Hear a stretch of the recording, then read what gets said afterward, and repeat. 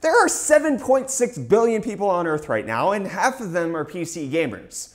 Maybe. Okay, probably not. Either way though, PC gaming has gone from what the uninitiated called a dying platform not too long ago to the best, most versatile, most RGBified platform ever.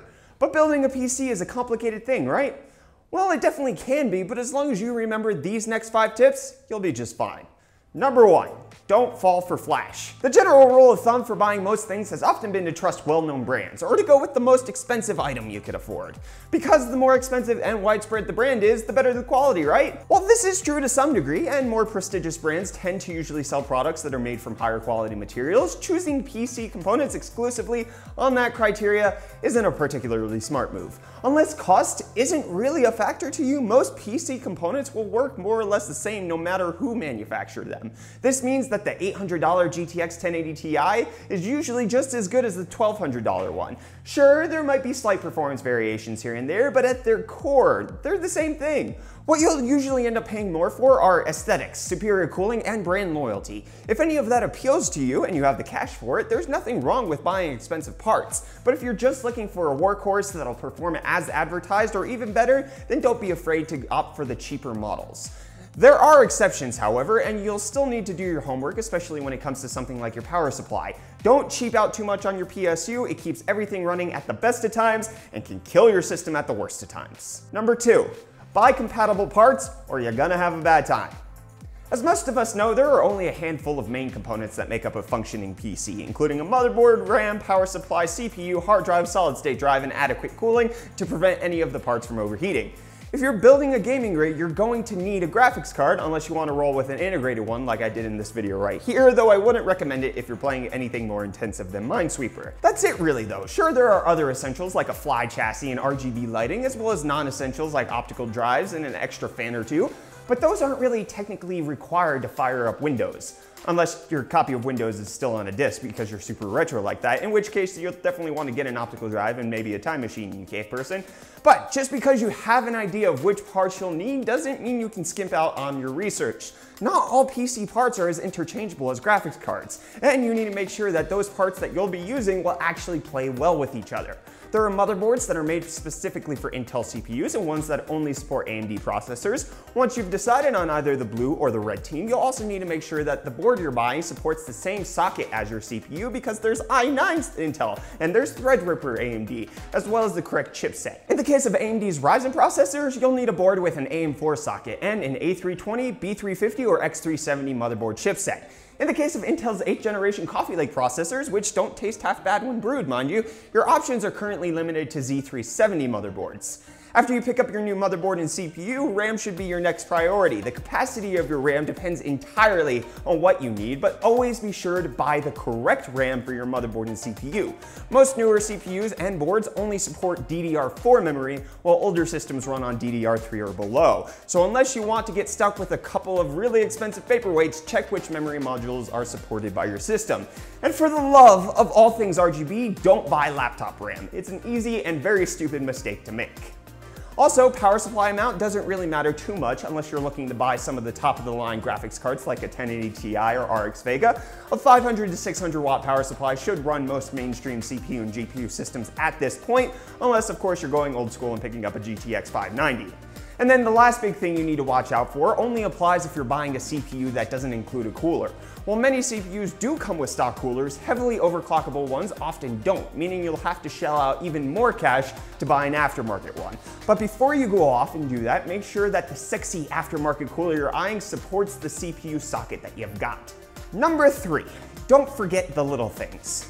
After lovingly scrolling through endless pages of online stores to pick out the perfect parts for your rig, it's time for the really exciting part: putting it all together.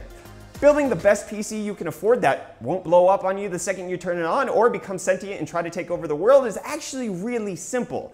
In fact, the chances of it blowing up or even bursting into flames is exceedingly rare, so you don't really have to worry about that. As for the latter part, well, there's not much any of us I can do, I'm afraid, hail our new PC overlord Skynet and such.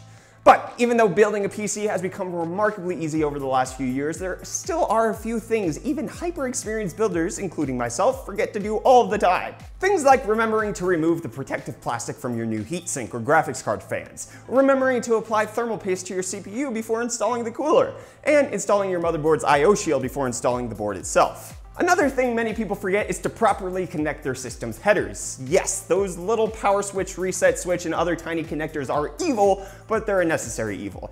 If your system isn't booting up, they're usually suspect number 2, just below remembering to actually turn on your power supply. Number 4, just because it works doesn't mean it's working well. Your new PC is already the belle of the ball with all of its flashy lights, speedy gigahertzes, and cool fans and stuff. But how can you be sure it's running at its full potential? By installing some benchmarking and monitoring software to put it through its paces, obviously. This applies especially if you plan on overclocking your system. Testing whether your PC and its components are stable as well as powerful with the help of a few benchmarking programs like 3D Mark's Time Spies or just the built-in benchmarks included in games like Rise of the Tomb Raider is one of the PC enthusiasts' biggest joys in life, right after turning on their RGB setups for the first time.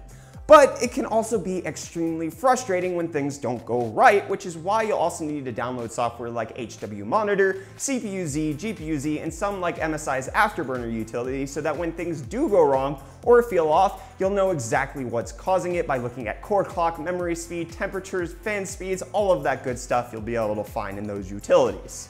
Number 5, keep calm, you're gonna get screwed. I bet you'll be ecstatic that your system is up and running, and you'll be super proud of yourself for making sure that you have the absolute best stuff you can afford in your system. But no matter how much research you do, how well you stay up to date on tech news, or which fantastic tech YouTube channels you watch, you'll get screwed over sooner or later. The screwing will come in the form of newer, better, faster versions of your hardware, and it'll happen every single time. Oh, you just bought a GTX 1070? Ha! A wild GTX 1070 Ti appears. Really digging that new 7700K you purchased? Guess what? The i5 8600K is faster. Technology will keep advancing at an astronomical pace, whether or not anyone likes it. So getting used to and accepting the idea that your new rig won't be so new just a few months down the road is something that you'll have to do. And besides, just because you don't have the newest parts around doesn't make them any less capable. So suck it up.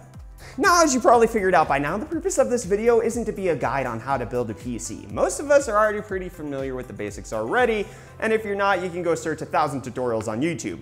I just know that with all of the systems I've built, things can and often do go wrong, and keeping the stuff I've mentioned in mind has personally saved me a ton of frustration. In fact, just recently, I completely forgot to remove the plastic covering on my CPU cooler during a live stream where I was building a computer, and I literally said, don't forget to remove the plastic covering from the CPU cooler, but I forgot. Luckily, the system was only turned on for a few minutes and not permanently installed, which would have really sucked. But that's the point. Building a PC isn't always a straightforward and smooth operation, and that's part of what makes it fun. It's more of an art than a science. Troubleshooting your new rig is essentially a rite of passage to the PC master race. The chances of everything working out at first boot are about 50-50, unless you're super thorough from the get-go. I remember the first system I built growing up. It would not boot no matter what I tried, and I was freaking out. Finally getting to build my own PC without help from anyone was a major deal to me, and there I was, completely messing it up. After a day or two of the aforementioned freaking out, I discovered that a header I considered non-essential wasn't plugged in all the way. That tiny missed detail was the only thing delaying me from experiencing the satisfaction and feeling of utter accomplishment from having built a functioning computer. But if it hadn't been for stuff like that, I might have never gotten into PCs as intensely as I did, and I'd have probably never started this channel. And then where would you guys have gotten your dose of South Africa's American tech YouTuber then? Perish the thought! Anyways, I hope these 5 tips have been helpful to you in your PC building journey. And if you want even more help and you live in South Africa, Wootware is there to help you woot up your new rig. Whether it's your first or 50th time building a computer, Wootware has you covered with a tremendous selection, fantastic pricing, and countrywide shipping to make it a smooth experience. Also, their customer support staff is there to help you out, whether you have an in-depth technical question or you need help troubleshooting how to get your RGB lights to work. Their customer service is truly world-class. So if you're in South Africa, head on over to wootware.co.za to woot up your PC. The link will be in the video description.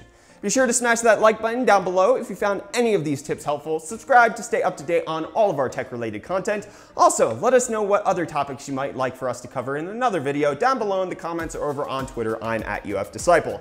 Thank you all so much for watching. I'm Brett with the UF Disciple channel, and I'll see you all in the next video. Cheers.